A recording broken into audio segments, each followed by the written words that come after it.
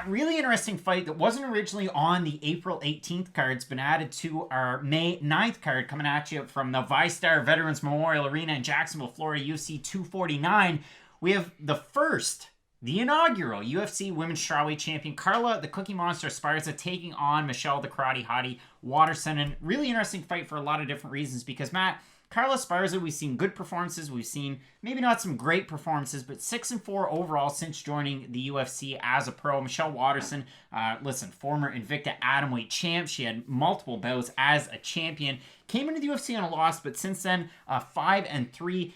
Going back to 2018, it's kind of an interesting sample size. Carla Esparza 2-2, Waterson 3-1. Of course, Waterson coming off the loss in kind of a title challenger bout or title eliminator to Joanna Jędrzejczyk. It wasn't a very close fight. And for Carla Esparza, she's coming in here on a 2-fight win streak over Verna Jandiroba and a really telling and good win in her last fight against Alexa Grasso. And I mean, before that, a loss to Tatiana Suarez and a really, really close split decision loss to Claudia Gadelha. And I remember that fight, and it really sticks out in my mind because the fans booed that decision, which was kind of crazy. I get that. Here's my problem.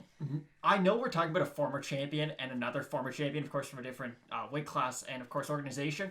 Neither one of these women have really beat a top-tier strawweight in a very meaningful period of time. Michelle Waterson, I know there's a lot of hype behind her. I'm a fan as well. But when you really look at her record, her UFC record isn't good. Every time she does fight that top-tier talent, she doesn't just get beat. She gets beat extremely soundly. There's people like... And, of course, everyone's going to lose to Joanna. But when she did fight Rose Namajunas, she got head-kicked and choked out. When she fought Joanna, she got beat up for 25 minutes straight. She can have good moments against really good fighters, but I never see her being able to string enough moments together to really have her in the fight. So I think this is perfect matchmaking for both women because they're who I consider just outside of the truly elite of that weight class. And this is a really fun fight at women's strawweight because, and I know this is going to sound cliche, but these are two fighters that have no quit in them. I mean, you will see these two fighters go through hell to get a win. And like you said, with Waterson, she's still going after it. Even in that Joanna fight where she was clearly losing, still going after it. Same thing with Carla Esparza. In terms of the odds, Esparza actually minus 155 favorite. Michelle Waterson come back at a plus 130 over on Tapology. The fans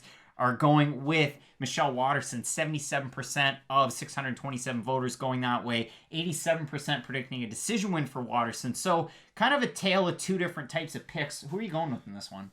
So I think this is going to be one of the more boring fights on the card. Please let me explain myself. For either woman to win and beat the other one, they're really only going to be able to do one thing. So if Michelle Waterson wants to win, she has to keep it on the outside and sort of point fight with Carla Esparza. And if Esparza wants to win, she has to get it to the ground, and that's how she's going to win. And neither of them are real big finishers, especially on the ground or on the feet. So it could be a fun fight. I just don't see this being the most exciting of the night. I think Esparza gets it done. Waterson's good on the ground, but I think she can be held down, and she is a little small for the weight class. I know she has gained a lot of muscle ever since moving up from atomweight to strawweight, but I think Esparza's style is just really good at sort of like putting out the fire that Waterson's going to bring. And I think so as well. And again, credit where credit's due in some of those last wins. And I really give a lot of stock and a lot of credit to that Gadelha fight. Maybe Claudia Gadelha kind of in an odd spot. She did eventually get the win, but we've seen it where fighters have lost split decisions and they were booked to fight in title fights. So that kind of thing happens every now and again. I'm going to go with Carla Esparza as well. She's really maybe not gained in leaps and bounds fight over fight, but you see here and there where she's able to add something to her tool belt. And I really think in this fight, if she's able to win, like you said, great analysis,